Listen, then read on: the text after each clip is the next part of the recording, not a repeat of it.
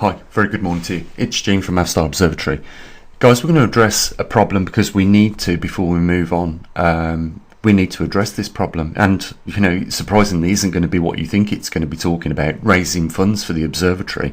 It's not about that, even though that is important, and I will mention at the end of the video the link for it. It's not as important as other issues, and you'll get an idea from what you're looking at, with the greenhouse and somebody growing their own food, what we're going to be talking about. And I think it just needs to be put into context, because the last thing I want you doing is, as I have been watching and listening to people's comments about taking it upon themselves to, grow their own food, what they've been experiencing from outside people, like their family members, is nothing short of losing confidence in that person because of the reasons why really they're growing that food.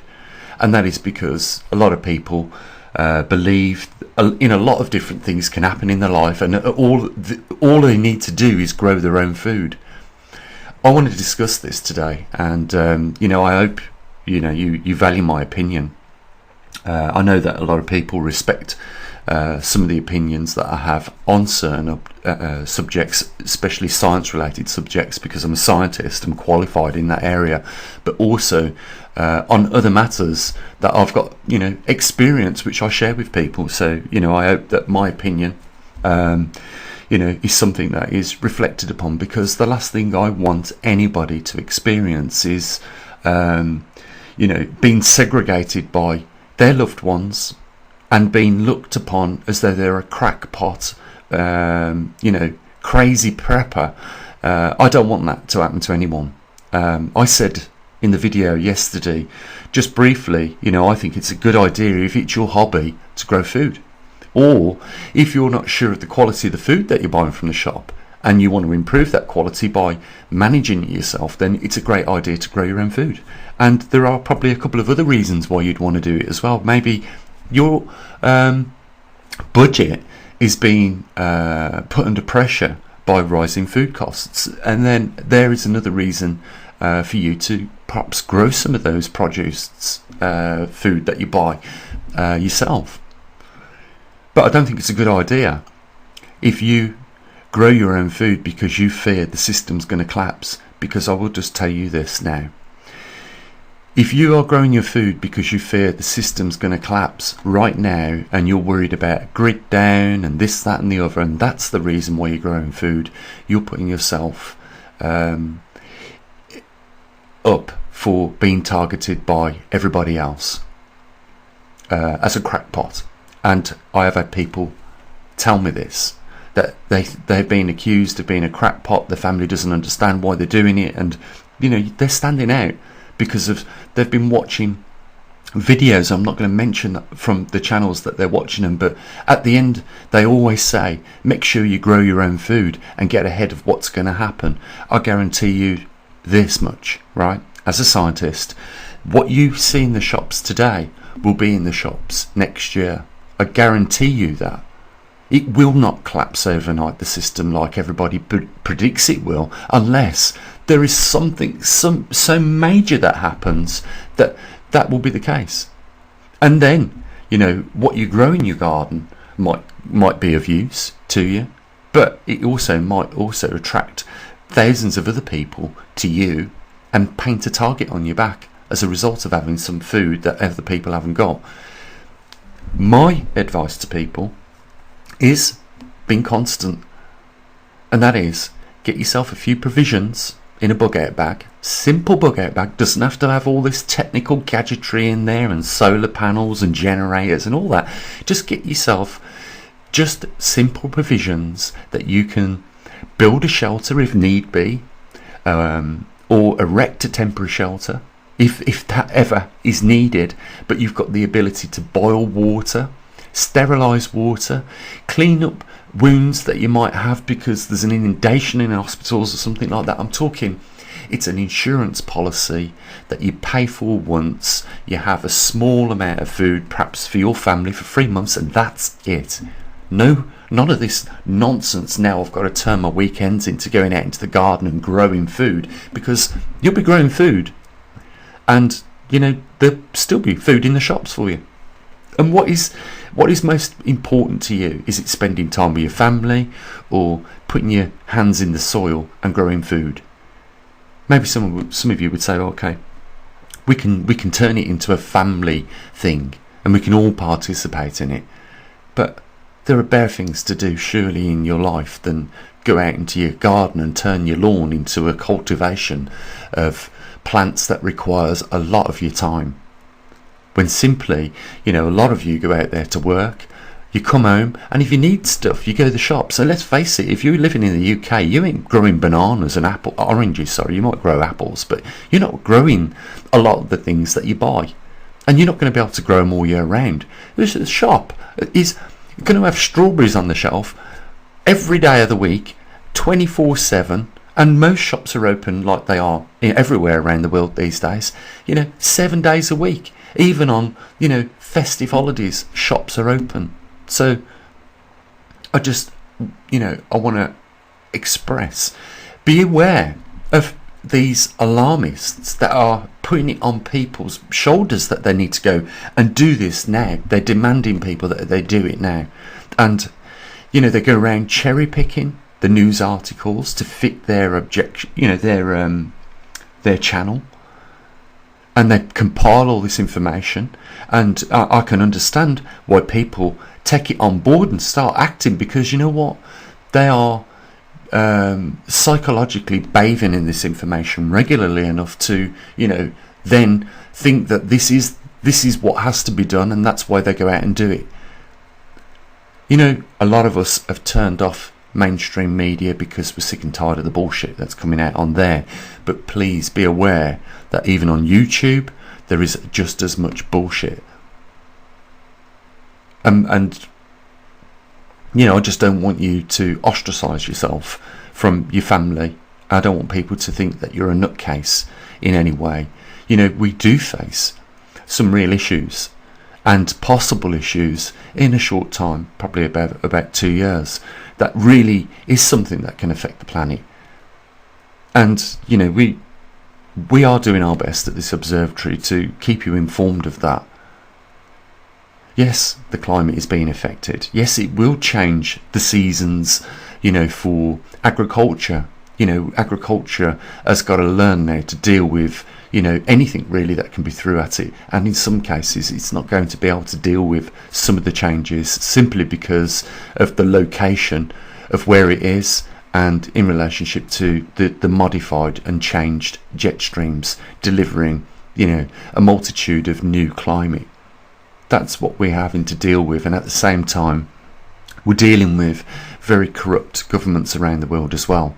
But these are not excuses for anyone to go crazy, thinking that, now they've got to start turning their lawns in their back gardens where the deck chairs used to be, where they, sat there with a glass of wine with their wife or their husband, and now cultivate it into something like what we're looking at here.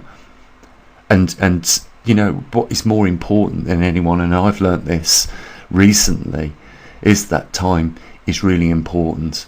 And it is better spent on other things, especially when there is no emergency that requires such methods for you to go out and do such things with your time. I would rather you spend it with your loved ones.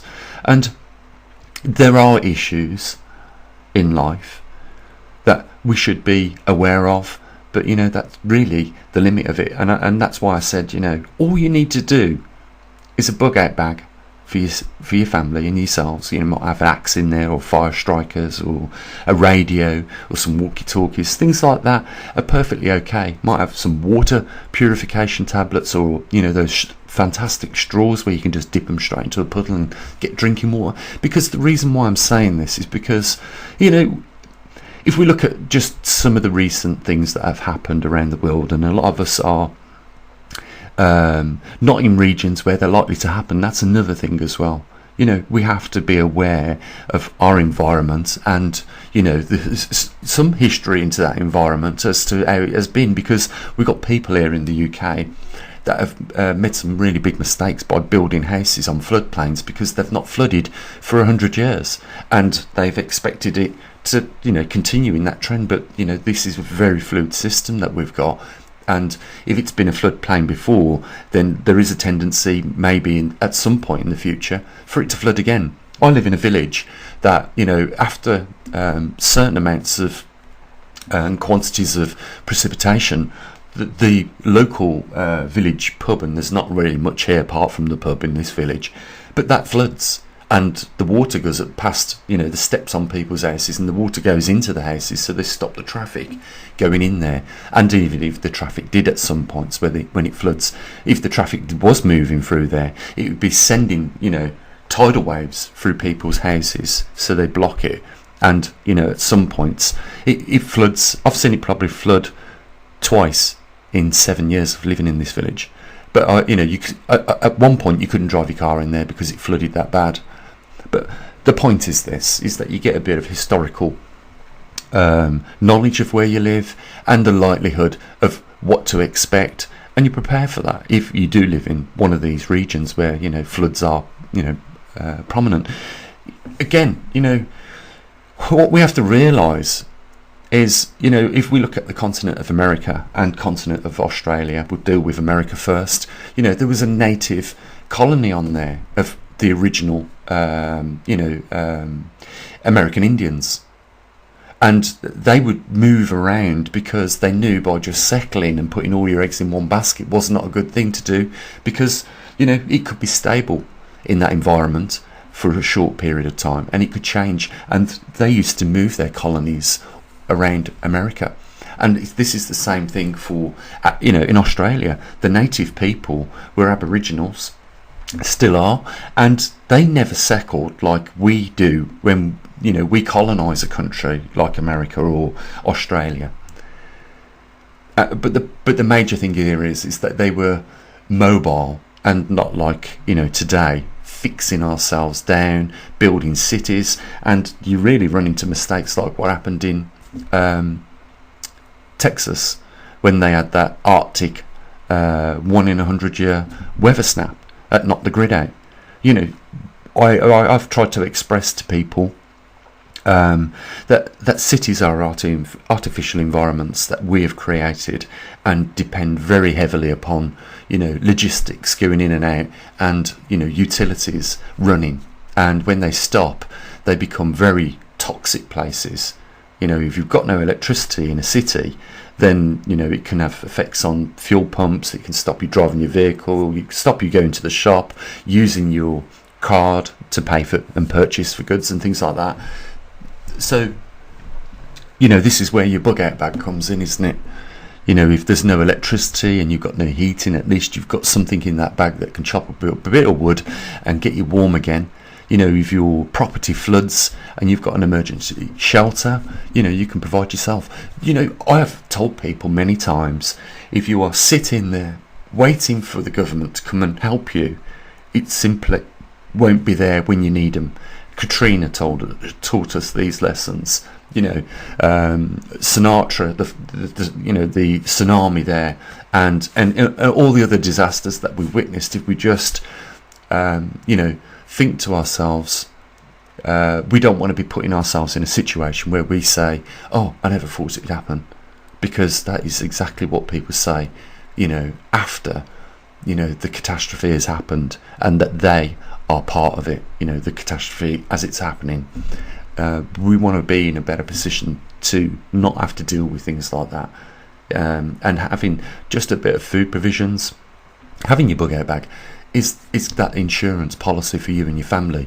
But guys, I really hope that you take on board what I'm saying, is that the shops are not going to run out of food tomorrow, and the logistics of the world's shipping is not going to cease tomorrow, even with container ships jamming up the the canal over there in Egypt. It's not going to stop food going into your shops, as we experienced was the case. Yes, big build-up of boats behind or ships behind with lots of containers and food going to waste on them, but there was still food in our shops. We didn't go without anything, and that I'm telling you now, we are going to have shops in 12 months' time, and they're going to be selling strawberries every day for those 12 months and for years to come. What you got to remember, I suppose, is that a lot of effort has gone into lifting us out of the dark ages, and it will continue into the future. We're going to deal with people like Bill Gates wanting to sell us 3D printed meat and things like that, but we can stop things like that happening. Like I said in the video, when they had enough of Gaddafi and his torturous leadership and dictator leadership, they removed him, and it went down really ugly for that guy. But when people have had enough, that is when change will really take place. And right now, I think, apart from some of the anomalies which should be more mentioned, like the magnetic pole reversal, because it directly affects one of the things that keeps our planet a living planet, and there's not a lot of other things. We'll have tsunamis, but it won't destroy the planet. That one tsunami. We'll have earthquakes, but it won't destroy the planet. We will have volcanoes erupting, but they will not destroy the planet. But a pole shift, which is overdue 500,000 years on its standard cycle of reversing every 300,000 years, is something that should capture our attention. That is something we should be focusing on. And I knew this 10 years ago. That's why it became the topic for the YouTube channel, and that grew into an observatory and a website that monitors it for people. Because the magnetosphere is, like I say, one of the critical things that will affect biodiversity of life on this planet if it doesn't come back after the reversal, or the reversal just goes into it goes into its lowest form of protective output, and it just doesn't do anything after that point. The reason why I bring this up simply is because we've seen it happen on Mars. We've seen that very thing happen on Mars. I really care for you guys. We have got a certain we've got a certain community here on YouTube of some really good people. I'm glad of having 30,000 subscribers. I know they don't all tune in at the same time to listen to the videos, and I have noticed that some of them just come around on the 17th of every month for the information relating to the position of the magnetic North Pole, and I can completely understand that. But there's a couple of things that I see really important. One is that the topic we discuss is probably the only one really that we should be really focusing on as the major problem that we face. There are also climate issues which we need to be discussing as we go forward, I think. And the other thing is just mental well-being of all of us, and not being tricked into sacrificing one of the most valuable things that we have at this point in time, and that is our time, guys. It really is so important that we manage that spare time we get, and use that as it is a commodity. Time is a commodity, and it's so important to spend it with the right people and doing the right thing for you as well, so that you're not being led off to do things that takes that important thing away from you, like growing your own food, of course. And I want to just reiterate this, because I know there's going to be people that just hear certain words I say, and they're going to focus on them, and they're going to thumb the video down.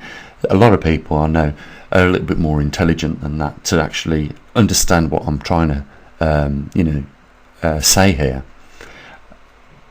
But this is the world we live in, and I think I've made my point.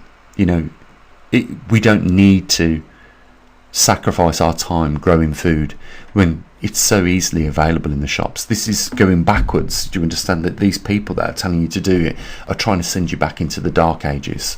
The reason why we become farmers was to have more time, because of the amount of time it required hunting and gathering was just so time consuming that that's all you spent your time doing. And then when we evolved a little bit more, we started to become farmers.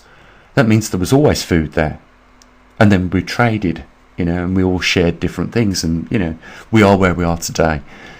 Growing your own food, trying to live off your own substances and of your labour and time is not something that we need to do in this day and age. Time is just way too much important for that.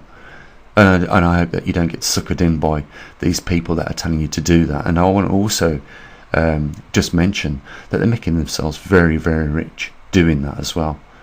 With the products that they sell, the direction where they're pointing you. It's all geared and marketed. You need to be aware of that. I have done videos where I say, when you watch the end of the video and you find out they're sponsored, and it wasn't so much that they wanted to do the video, they just wanted to capture your time so that at the end of the video they could capture your wallet. It's true. There's always a purpose, isn't there? So I'm going to sound like a little bit of a hypocrite here by mentioning the link there to our observatory, but it is important that we do fund it. But that's all we do. We've got no marketing. We're not selling mugs and jackets and baseball caps, because you don't need any more of those things. And I genuinely think you would rather spend them, rather donate the money to the observatory than donate just a portion of it so you've got a baseball cap that you didn't need. So anyhow, guys, think about what I said. Time is really important to us all.